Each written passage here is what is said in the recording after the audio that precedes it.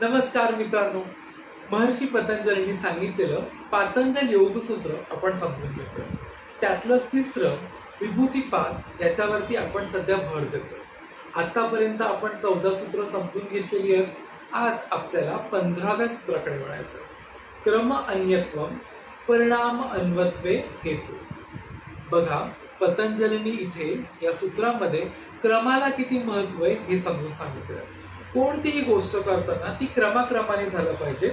जर त्याचा क्रम आपण बदलला तर होणारा परिणाम हा देखील वेगळा असू शकतो, असे या सूत्रांमधून पतंजली आपल्याला सांगतात. बघा, हे सूत्र समजून घेऊया.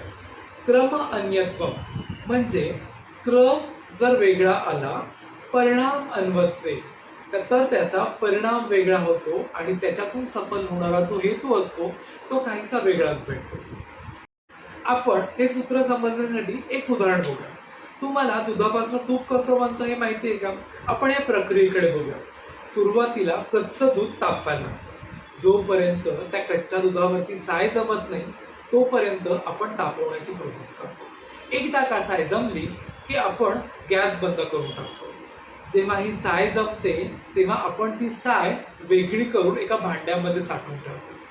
दररोजची साय एका भांड्यामध्ये काढून ठेवतोय. पुन्हा साय आपण त्यात टाकतो, पुन्हा आपण साय टाकतो आणि या साईवरती काही दिवसांनी विरजण टाकतो. विरजण टाकल्यावरती साईचं दही बनत असतं. दह्याचं बरेच दिवसांनी आपण लोणी काढतो आणि हे लोणी कढवलं की लोण्यापासून तूप बनतं. बघा, याच्यामध्ये दुधाची साय काढणं ही प्रक्रिया आहे, त्या साईपासून दही बनण्याची प्रक्रिया आहे, दह्यापासून लोणी बनण्याची प्रक्रिया आहे, लोण्याला कढवण्याची प्रक्रिया आहे आणि शेवटी मस्तपैकी तूप तयार होतं. ही झाली दुधापासून तूप बनण्याची प्रक्रिया. मात्र ही जी प्रक्रिया आहे या प्रक्रियेमध्ये जे क्रम आपण बघितले म्हणजे दुधापासून साय, साईपासून दही, दह्यापासून लोणी, लोण्यापासून तूप, या प्रक्रियेमध्ये आपण काहीसे बदल केले. म्हणजेच आपण सुरुवातीला काय केलं तर ते दूध तापवतच ठेवलं.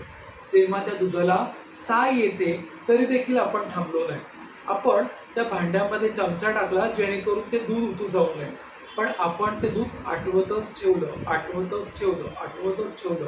तर सुरुवातीला तर बासुंदी बनेल, ते दूध घट्ट बनेल.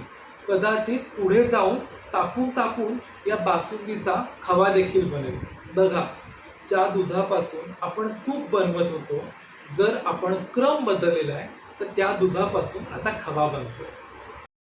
क्रम अन्यत्वे परिणाम अन्यत्वे हेतू म्हणजे जर तुम्ही एखाद्या गोष्टीचा क्रम बदलला तर त्याच्यामधून जो हेतू साध्य करायचा आहे, जो परिणाम आहे, तो देखील तुम्हाला वेगवेगळा दिसून येणार आहे.